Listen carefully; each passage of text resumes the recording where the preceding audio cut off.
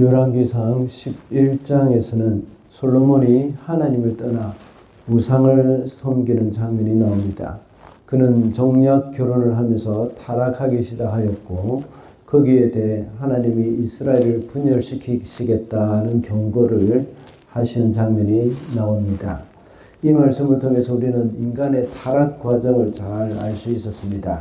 먼저는 하나님의 말씀을 어긴다고 했습니다. 그리고 인간이 타락하는 것은 우상을 숭배하고 또 하나님의 경고를 무시한다고 했습니다. 솔로몬이 바로 그렇게 했던 것입니다. 하나님께서는 이러한 솔로몬을 징계할 목적으로 사람을 준비시키셨습니다. 그 사람의 이름은 하닷이었습니다.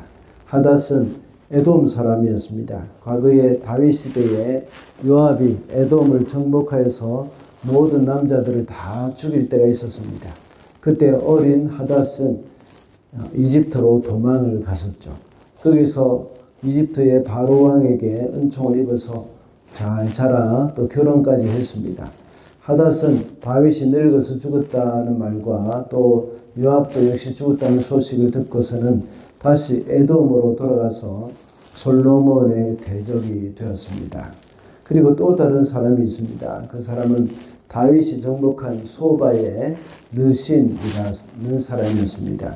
그가 다시 일어나서 수리아 왕이 되어서 솔로몬을 괴롭혔습니다. 이와 같이 솔로몬을 괴롭히는 사람이 또 생긴 가운데 우리의 삶 가운데서도 역시 우리를 괴롭게 하는 사람들이 있을 수도 있습니다. 그럴 때 우리가 어떻게 하는지 나를 괴롭히는 사람이 있을 때라는 제목으로 말씀을 살펴보고자 합니다. 먼저 하나님이 보내신 사람이라고 생각을 해야 합니다. 나를 괴롭히는 사람이 있을 때 그 사람은 하나님이 보낸 사람이라고 생각을 해야 합니다. 14절과 23절입니다. 이렇게 해서 주님께서는 에돔 출신으로 에돔에 살고 있는 왕손 하닷을 일으키셔서 솔로몬의 대적이 되게 하셨다. 23절입니다. 하나님께서는 솔로몬의 또 다른 대적자로서 엘리아다의 아들 르손을 일으키셨다. 그는 자기가 섬기던 소바왕 하닷 에셀에게서 도망한 사람이다. 방금 읽은 14절과 23절에 보면 하닷을 일으키신 분이 하나님이심을 말씀하고 있습니다. 그리고 23절에서는 르손을 일으킨 분도 역시 하나님이시라는 것을 알 수가 있습니다. 솔로몬이 하나님을 떠났을 때에 하나님이 그 대적을 일으키셔서 솔로몬을 괴롭게 하신 것입니다. 솔로몬의 집권 초기에는 다윗이 이미 모든 시대에 모든 대적들을 다 정복을 하고 평화가 있었지만 솔로몬이 범죄해서 하나님을 떠나 우상을 섬겼을 때에 하나님이 그 사람들을 일으켜서 솔로몬을 괴롭혔습니다. 하나님은 사무엘하 7장 14절에 이렇게 말씀하셨습니다. 나는 그에게 아버지가 되고 그는 내게 아들이 되리니 그가 만일 죄를 범하면 내가 사람의 매와 인생의 채찍으로 징계하려니와. 이 말씀은 하나님이 다윗에게 하신 말씀이죠. 다윗이 하나님을 위해서 성전 건축을 하려고 했을 때에 하나님은 거절하셨습니다. 그 대신 내 아들이 솔로몬이 성전을 건축하게 하겠다고 말씀하시면서 또 주신 약속입니다. 하나님이 솔로몬의 아버지가 되고 솔로몬이 내 아들이 되겠다는 것을 말하고 있습니다. 그리고 만약 또 솔로몬이 죄를 범하면 사람의 매와 인생의 채찍으로 징계하신다는 말씀입니다. 그 말이 오늘 본문에 그대로 이루어지고 있습니다. 솔로몬이 죄를 범했기 때문에 하닷이라는 사람 막대기와 또 르손이라는 인생의 채찍을 솔로몬에게 보내신 것입니다. 우리가 살아가는 가운데서도 역시 우리가 생각할 때 정말 아무런 이유 없이 나를 괴롭히는 사람이 있다고 생각할 수도 있습니다. 그리고 이유 없이 나를 미워한다고 생각하는 사람도 있습니다. 때로는 그 사람이 나에게 이유 없이 화를 낼 수도 있고 나를 불합리하게 대할 때도 있습니다. 그때 우리는 어떻게 생각해야 할까요? 바로 하나님이 보내셨다는 생각을 해야 합니다. 하나님이 나를 연단시키시고 또 훈련시키기 위해서 이 사람을 보내셨다는 생각을 해야 합니다. 그렇게 할 때 우리는 그 힘든 과정을 좀 더 지혜롭게 잘 이겨나갈 수 있을 줄 믿습니다. 둘째로 하나님의 뜻을 찾아야 합니다. 나를 괴롭히는 사람이 있을 때에 우리는 하나님의 뜻을 찾아가야 합니다. 25절을 읽어보겠습니다. 르손은 솔로몬의 일생 동안에 이스라엘의 대적자가 되었다. 그렇지 않아도 솔로몬은 하닷에게서 시달리고 있었는데 엎친 데 덮친 격으로 르손에게도 시달렸다.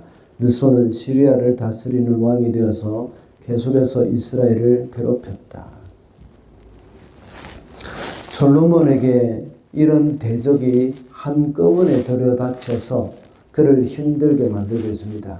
방금 읽은 25절에서는 솔로몬이 하닷에게 시달리고 있는데 엎친 데 덮친 격으로 르손에게도 시달렸다고 말씀을 하고 있습니다. 한 사람에게 괴롭힘을 당하는 것도 참 힘든 일인데 또 다른 사람에게 이렇게 이 괴롭힘을 당한다는 것은 정말 여러 가지로 더 큰 어려움이 있는 것이죠. 앞서 첫 번째 대지에서 하나님이 보내셨다고 생각해라고 했는데 이번에 우리가 생각하기를 하나님의 뜻을 우리는 둘째 대지에서는 하나님의 뜻을 찾아야 한다는 것입니다. 하나님이 나에게 이런 어려움을 주신 뜻이 무엇인지를 찾아야 하는 겁니다. 그래서 우리는 늘 하나님께 이런 질문을 하는 훈련이 필요합니다. 어떤 질문입니까? 하나님, 이 일을 통해서 나에게 무엇을 가르치기를 원하십니까? 하는 이런 질문입니다. 하나님은 주로 우리에게 좋은 일을 통해서 또 가르치기를 원하시지만 또 힘들고 어려운 일들 또는 고난을 통해서 우리에게 뭔가 말씀하시고자 하는 것이 있습니다. 특별히 나를 힘들게 하는 사람들이 있을 때에 그것도 오늘 본문에서와 같이 엎친 데 덮친 격으로 힘든 일이 한꺼번에 몰려올 때에 이런 질문을 해보시기 바랍니다. 다윗도 역시 이런 질문을 했습니다. 시편 3편 1절에 보면 주님, 나를 대적하는 자들이 어찌 이렇게도 많습니까? 나를 치려고 일어나는 자들이 어찌 이렇게도 많습니까? 물론 다윗이 시에서 이렇게 표현하는 것은 그저 탄식하는 말입니다. 그만큼 다윗에게도 이런 괴로움이 있었다는 말이죠. 이런 가운데서 이 시를 지어서 노래하는 동안에 그는 하나님의 뜻을 깨닫게 된 것을 시편 3편에 기록을 하면서 끝까지 하나님을 의지하겠다는 다짐을 하고 있는 것입니다. 우리가 하나님께 물을 때에 하나님은 깨닫게 해주시거나 또 우리에게 여러 가지 방법으로 하나님의 뜻을 말씀해 주실 때가 많이 있습니다. 그래서 우리가 여러 가지 어려움을 당하고 또 나를 괴롭히는 사람이 있을 때에 하나님께 하나님의 뜻을 물어야 한다는 것입니다. 마지막으로 하나님과의 바른 관계에 힘을 써야 합니다. 나를 괴롭히는 사람이 있을 때 우리는 하나님과의 바른 관계에 힘을 써야 한다는 것이죠. 21절을 읽어보겠습니다.